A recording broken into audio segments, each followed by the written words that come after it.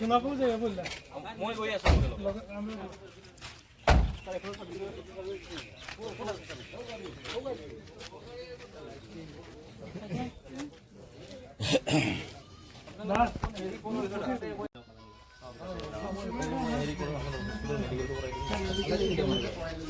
তোমার গরম কোনটা গরম কোনটা তোমার নাম কি দা বাড়ি তোমার নাম কি দাবা বাড়ি শুনেছি কোন মামা খামার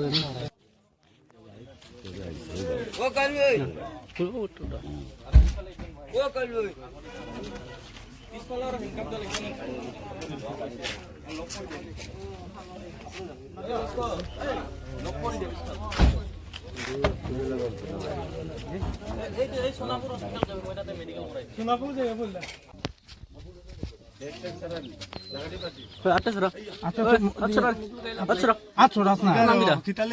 নাম কিদা নাম কো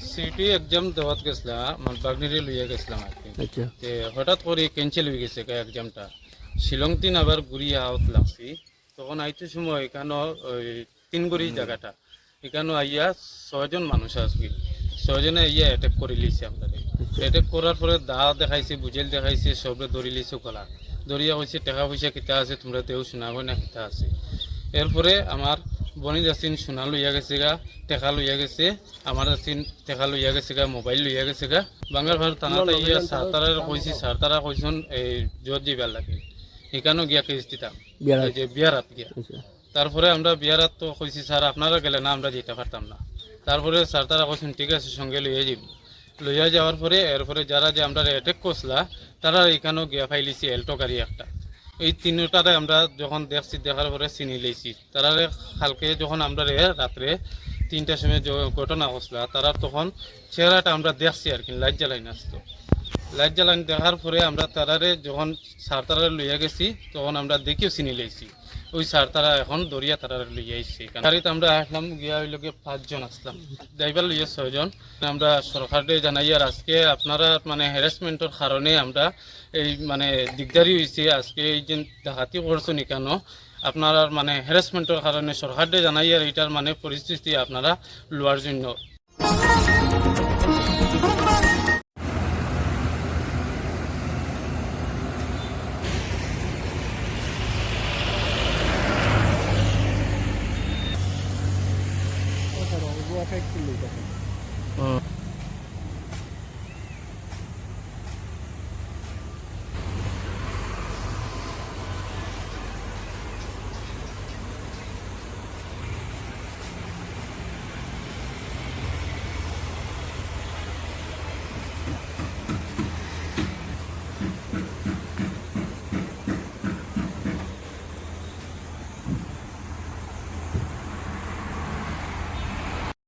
কই না একটু জোরে কই আমার বলা তো সিএসপি আছে আমি আইসি আমার পরে আজকে 9:30টার সময় আইসি আর ঢুকছি ঢোকার পরে আমার নাকি যে সময় আমি গেলে রোজ আই আজকে 9:30টাতে আইসি আর আমার পরে একটা আমার ছাত্রটা আমি লক খুলছি লক খোলার পরে একটা ছেলে আইসে ছেলে আমার মতো বাইক নিয়ে 2টা ছেলে আইসে একটা ছেলে আমার কিনারও আইসে খাড়া হয়েছে খাড়া হওয়ার পরে আমি তো ভাবছি এমনি তো কাস্টমার আইসে আমি তো আর কিছু আমার শাটারটা আমি খোলাতে লাগছি যে সময় আমি শাটারটা খুলিয়া ব্যাগটা আমি নিচে রাখছি শাটারটা টান মারতাম ওই সময় আমার ব্যাগটা লইয়া ছেলেটা দৌড়িয়া গেছে গা উঠিয়া সারা একটা বাইকেলা উঠা আসলে বাইকে উঠে গেছে গা মানে 2 জন আছিল আসলে 2 জন বাইক লইয়া একটা বাইক স্টার্ট দিয়া উঠা আসলে রাস্তাতে আছে একটা আমার যেটা আমার কিনারা তার জন্য হেলমেট করা হতো আমি তো সব আমার ব্যাগটা লইয়া দৌড় মারি গেছে আগে হঠাৎ বাইকে উঠে গেছে মানে আপনি শাটারটা উঠাইবার সময় ওই সময় ব্যাগ লইয়া বাগিছে আমি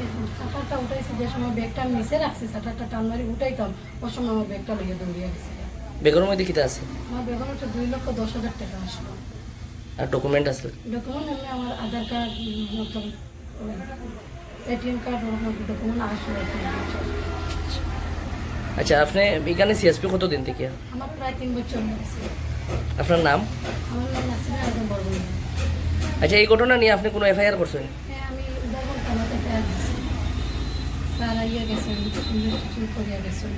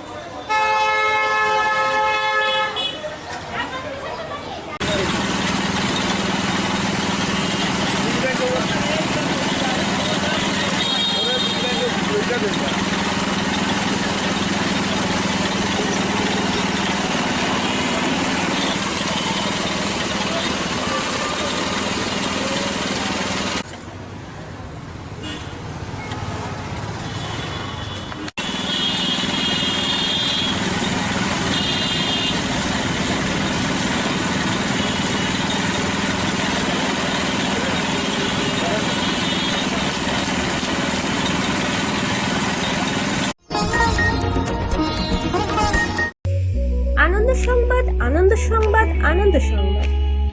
সুস্বাদু খাবারের সম্ভার নিয়ে আসলো রন্ধন রেস্টুরেন্ট করিমগঞ্জ। খাদ্যরসিকদের জন্য এ যেন এক সুখবর।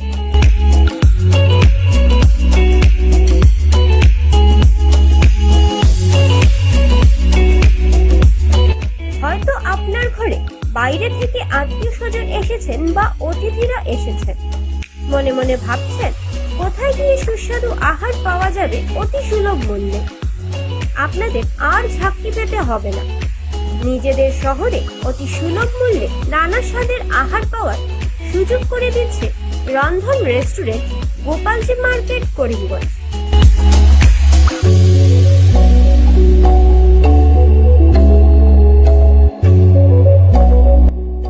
হয়তো আপনি প্রতিষ্ঠানে গিয়ে নয়তো ঘরে বসে আহারের সুযোগ সুবিধা রয়েছে, তাই চিন্তা ছেড়ে আমাদের প্রতিষ্ঠানে পা বাড়ান। আপনাদের সন্তুষ্টে আমরা সদা প্রস্তুত। জোম্যাটো অ্যাপের মাধ্যমে আপনারা ঘরে বসে আহার পাওয়ার সুযোগ থাকছে।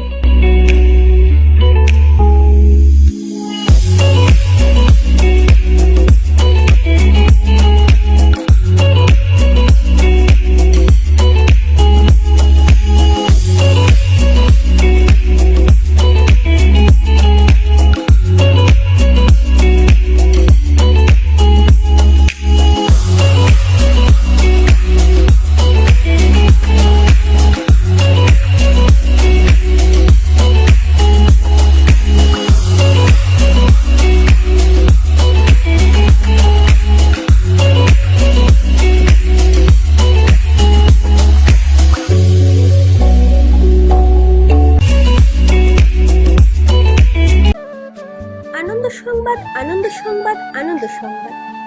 মহিলা ও পুরুষদের জন্য সুখবর বয়ে নিয়ে এলো আয়ুষী পার্লার। এখানে পুরুষ ও মহিলা একই সঙ্গে পরিষেবা পাওয়ার সুযোগ করে দিচ্ছে পার্লার কর্তৃপক্ষ। তাই আর সময় নষ্ট না করে আমাদের প্রতিষ্ঠানে পা রাখুন।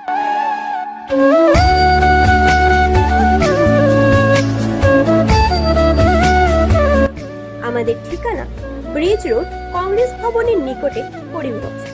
আমাদের যোগাযোগ নাম্বার 6000289151 এবং 9864768775।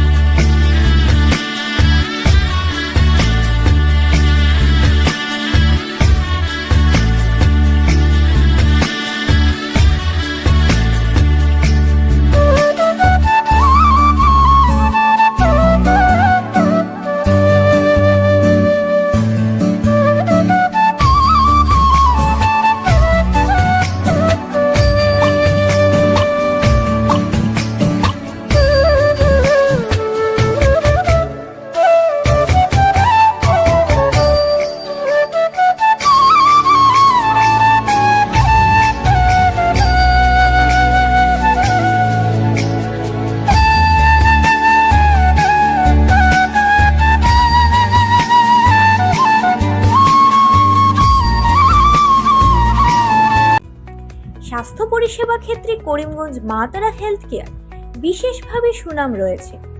দক্ষ চিকিৎসকদের নিয়ে এনে রোগীদের চিকিৎসা সেবায় রত প্রতিষ্ঠান কর্তৃপক্ষ।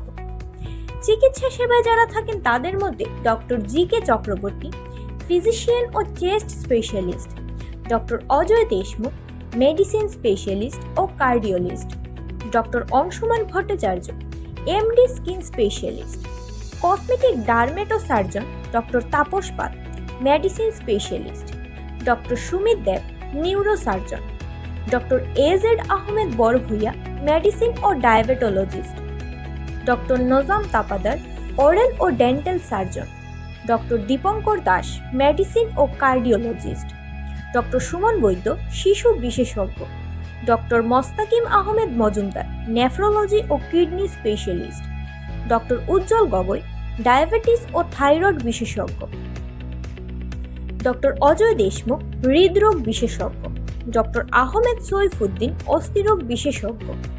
চিকিৎসকরা এখানে রয়েছেন। এছাড়া সব ধরনের ঔষধ পাওয়ার ব্যবস্থাও রয়েছে।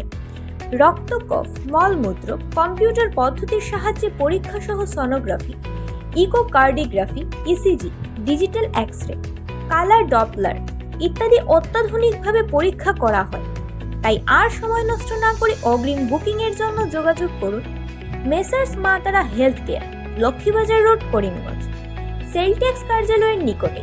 আমাদের যোগাযোগ নাম্বার 7896065923 এবং 8876337065 এবং 9435585637 এবং 9127420429। রোগীদের সন্তুষ্টি আমাদের পরম তৃপ্তি।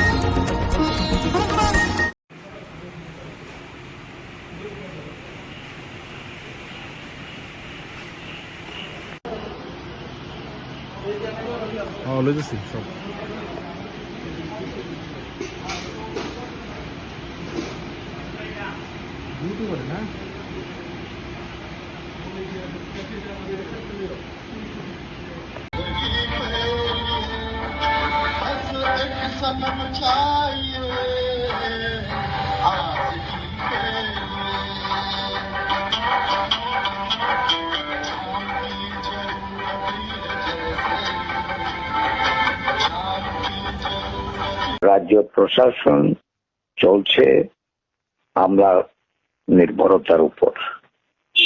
অভিভাবকহীন হওয়াতে আমরাও তারা প্রশাসনের উপর তাদের খবরদারিটা বেশি। দায়িত্ব আজকে যাদের উপরে, যারা